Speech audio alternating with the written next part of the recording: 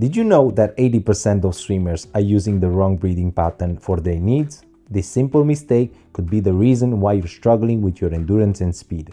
In this video, you will discover which breathing pattern is truly best for your swimming style and goals. Hi, I'm Alex Coach, former Olympian and senior swim coach. The biggest breathing mistake I see in swimming is sticking to one breathing pattern because once someone told them it was the correct way, instead of actually choosing what it works for them best based on their individual needs. This is like wearing new shoes that do not fit you. No matter how expensive or how well they are, if they're not right for you, then it will slow you down and it will cause problems. By the end of this video, you'll know exactly which breathing pattern matches with your swimming goals, fitness level, and technique style. I'll cover the pros and cons to different breathing patterns and help you find which one is the perfect match for you. These are practical, personalized breathing strategies that will make your swimming feel much more easier and feel more natural starting your everyday swim. If you want to learn freestyle the right way, then click in the link below and get your first level free and see real progress, from beginner to a confident swimmer. Watch it anywhere, phone, tablet, or any big screen. Now let's get back to the video. Mistake number 1, one side only breathing. Many swimmers breathe only to one side, usually the right side every 2 strokes. This can cause an imbalanced stroke and can lead to shoulder problems over time. Single side breathing is like always carrying a heavy bag on the same shoulder. Eventually, your body develops muscles imbalance and compensations. And how do we fix it? Instead, learn to breathe comfortably to both sides. This does not mean that you always have to breathe every 3rd stroke, but being able to breathe to either side gives you a valuable flexibility. But first, let's practice it on land. On land, try to breathe on both sides while you're practicing your arm stroke. Try to breathe to the right, then to your left, keeping your head at shoulders level. Being able to breathe on either side is actually a simple skill once you practice it. Think about keeping your head at the same horizontal plane, just rotating, not lifting it. If you continue to breathe to only one side, you may develop a stronger pull to one side and a weaker pull to the other. Bilateral breathing helps you keep your stroke balanced and your shoulders healthy. And a drill to practice and to fix this: side switch breathing. Swim freestyle and breathe to your right side for one length, then to the left side for the next length. Focus on keeping the same technique quality on both sides. Do this for 450s, alternating the right side and the left side breathing for 25. For progression, try breathing to your non-dominant side for 2 lengths to develop comfort. Mistake number 2, breathing too frequently. Many beginner swimmers breathe too often every stroke or every 2 strokes. While this might feel comfortable for air, it actually disrupts your stroke rate and body position. Constant breathing is like trying to drink water while running. You get hydration, but you lose your running form and speed. Instead, develop the ability to extend your breathing pattern to at least every 3 strokes, which allows you to maintain a better position and a stroke rhythm. Now let's practice an exercise on land. Stand and swing your arms in a freestyle motion while breathing every 3rd arm movement or any pattern that you're working on. Finding your ideal breathing pattern is about balance. You need enough oxygen to fuel your muscles, but not so many breaths that you can disrupt your stroke. When you breathe too frequently, your head is constantly rotating, which can cause your hips to snake through the water. A controlled pattern keeps your body more aligned. And for the drill, it's called progression breathing. Swim freestyle, starting with breathing every 2 strokes per 25. Then try 3 strokes for the next 25. then try 4. See how far you comfortably extend your breathing pattern. Whenever you fail building up, you stop the exercise. Do these 3 rounds of progression until you reach the highest breathing pattern. For progression, try maintaining your most challenging, sustainable breathing pattern for a full 50. Mistake number 3, rigid breathing pattern. Many swimmers stick with only one rigid breathing pattern regardless of their fatigue level or the demands of their swim.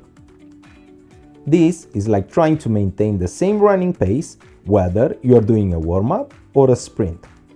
It doesn't adapt to your body's changing needs. And how do we fix this? Instead, develop a flexible approach.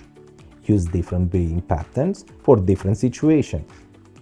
For easy swimming, you might use every 3rd or 4th stroke. For sprinting, you might use every 2 or 3 or no breathing, depends on the race. And for endurance, you might use every 2, 3, 4, 5, and so on. Now let's practice an exercise that you can do on land.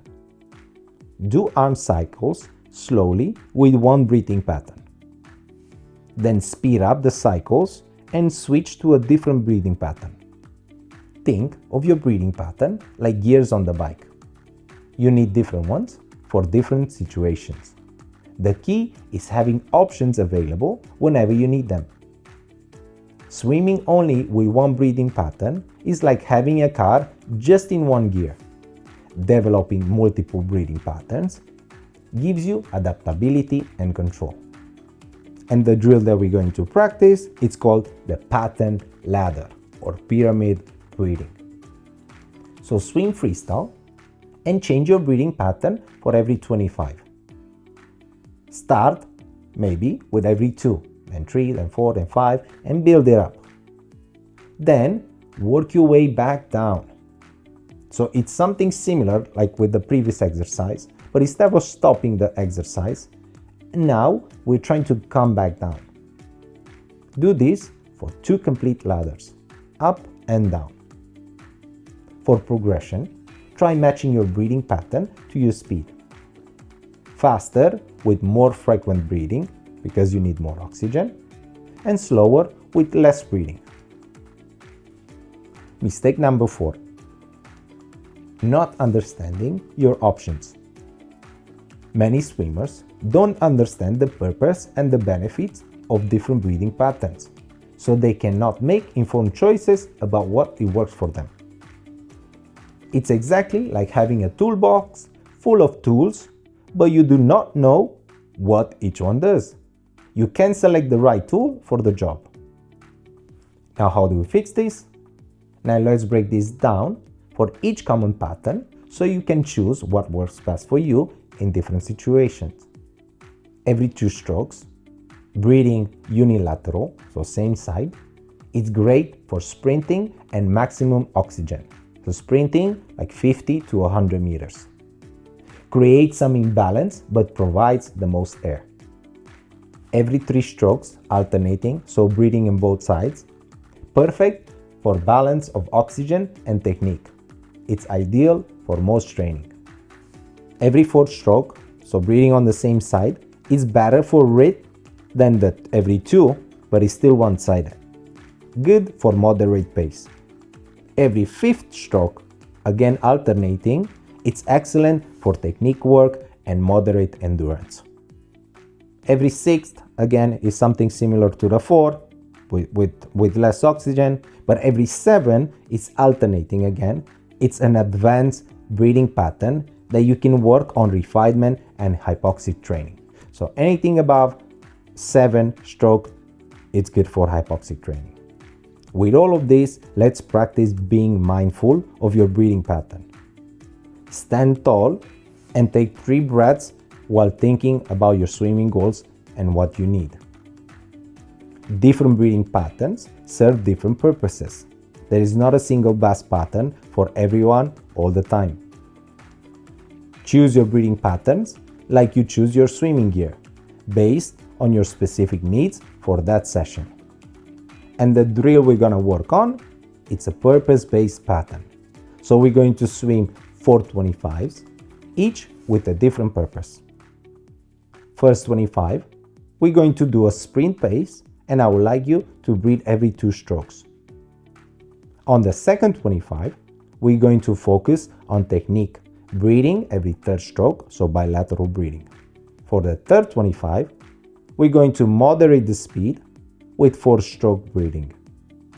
And for the last 25, control hypoxic breathing every 7 stroke.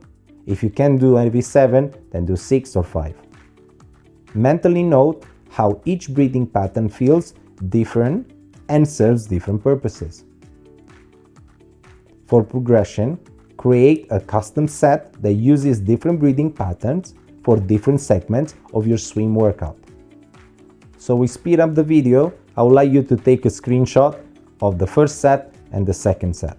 Take a good look and try to think how you're going to implement this in your next swimming sessions. The common issues you might face is feeling breathless when extending the breathing pattern, but build up gradually. Forgetting your count, and don't worry, focus more on the rhythm rather than exact counting. Side preference. Spend extra time practicing your weaker side. Focus on what I call home breathing pattern, the one that feels the most natural and most comfortable for everyday swimming. Then develop your specialty breathing pattern for different situations. Having a flexible approach to the breathing patterns will transform how you feel in the water. You'll have more control, better endurance, and more balanced stroke. Mastering multiple breathing patterns is like having a different gears on your bike. It gives you options for the hills, for flats, for headwinds, for sprints, and this way you'll never feel limited by your breathing pattern again. Remember, the best swimmers are not locked into perfect breathing pattern. They are the ones who can adapt to their breathing to any situation. And if you want to take your breathing skills to the next level, then check out my Freestyle Mastery program. It includes specific workouts, how to develop your breathing, and how to progress from that. Try the drills in this video that we just covered and let me know in the comments below which breathing patterns feels most natural to you. Like this video, subscribe to the channel, and hit the bell to get notified about our next tutorial. In one of the next videos, we're gonna cover how to breathe more effectively in open water swimming, a whole different challenge that builds on these pool techniques.